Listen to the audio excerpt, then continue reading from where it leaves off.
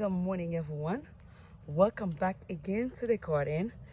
This morning I just cut that bigger tree over there. That was a big tree, and that side over there, because I heard there's some big rains coming, and I just went there and trimmed it.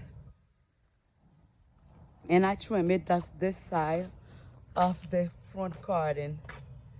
Yeah, that's what happened when you let your sow. But so far I like the grass. I cut the grass I think 2 weeks ago. Yeah, not even 2 weeks ago, and the grass already all the way high again. But that give me time to get my strength again till I get back again at it. That's the side of the front yard.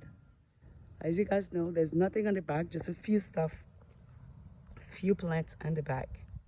Yeah,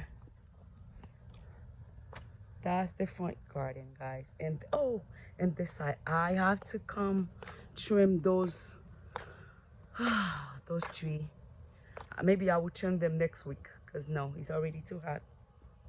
I will trim them badly next week, make them nice again. I will do that next week. Yeah. And look at my chairs, they're not looking good at all. Try.